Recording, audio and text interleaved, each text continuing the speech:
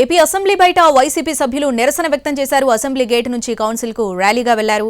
కల్తీ నెయ్యి వ్యవహారంలో ప్రభుత్వంపై వైసీపీ ఘాటు విమర్శలు చేసింది. ప్రభుత్వం అవాస్తవాలు ప్రచారం చేస్తుందని పేర్కొన్నారు. ఇప్పుడు నో కాస్ట్ కాఫ్ సిరప్ తో 60 రూపాయల విలువ గల ఇన్హేలర్ పూర్తిగా ఉచితం. దెబ్బకి దగ్గు జలుబు మాయం. దేవదేవుడి దగ్గర ఉన్న తిరుపతి ప్రసాదం అడ్డుపెట్టుకుని ఆ పేరు పైన ఇందాపూర్ ధైర్యం అడ్డుపెట్టుకుని ఎన్టీఆర్ సంస్థ చేస్తున్న దోపిడీ ఏదైతే ఉందో దాని మీద చర్చలని అడిగాం. దేవదేవుడిని రాష్ట్రంలో ఉన్న దేశంలో ప్రజలందరూ కూడా వారిని ఎంతో ప్రార్థిస్తుంటాం. ఆయన భక్తిభావాలను అన్ని.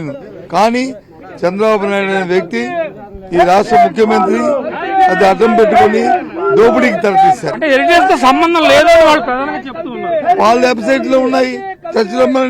చర్చకి రమ్మనండి, చర్చ చేస్తే ఎటుతో సంబంధాలు ఉన్నాయా లేదా, దోపిడీ జరిగిందా లేదా, వాస్తవాలు ఏంటో, ఏ కొవ్వులు కలిసాయో అన్ని బయటకు వస్తాయి కదా.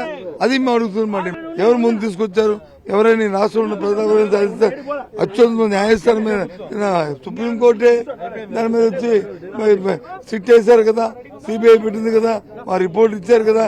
కానీ అవన్నిటినీ చూసిన తర్వాత బయటకు వచ్చింది ఏంటంటే ఈ పేరు పెట్టుకుని చంద్రబాబు నాయుడు ప్రభుత్వం ఏదైతే ఉన్నారో చంద్రబాబు నాయుడు కుటుంబ సభ్యులు వాళ్ళకున్న ఎన్టీఆర్ సంస్థ ఏదుందో దాన్ని ఈ పేరు మీద దోపిడీ చేస్తున్నారన్న విషయం బయటపడింది.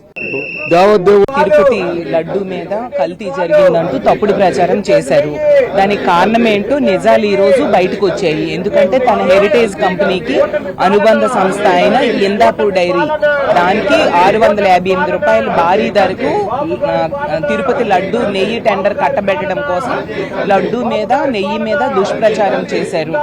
అసలు శాంపిల్ అనేది తీసుకున్నదే చంద్రబాబు నాయుడు గారి హయాంలో. ఏమైనా కల్తీ జరిగినా అది చంద్రబాబు నాయుడు గారి హయాంలో జరిగినట్టుగా అనే విషయం స్పష్టంగా ఈ రోజు ప్రజలకు అర్థమైంది. దీని మీద మేము కౌన్సిల్లో చర్చ అడుగుతున్నాము. ఎందుకంటే హెరిటేజ్ కి ఇందాపూర్ కి ఉన్న సంబంధాలు ఏంటి, వ్యాపార సంబంధాలు ఏంటి, అలాగే అచ్చెన్నాయుడు గారు నేను చెప్పారు అసలు ఏంటి సంబంధము అనేసి. ఈ సంబంధాల కోసం మేము చెప్పడం కాదు, సాక్షాత్తు హెరిటేజ్ సంస్థే తన వెబ్సైట్ లో ఇందాపూర్ అనేది దాని మ్యానుఫ్యాక్చరింగ్ కంపెనీ అని ప్రకటించడమే కాకుండా వాటి ప్రొడక్ట్స్ అన్నిటి మీద కూడా మ్యానుఫ్యాక్చర్డ్ బై ఇందాపూర్ అనేది రాయడం జరిగింది.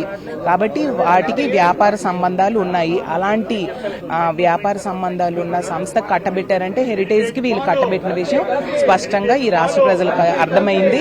కాబట్టి వీళ్ళు చేసిన మోసాన్ని, తప్పుడు ప్రచారాన్ని ఎండగట్టబోతున్నాం.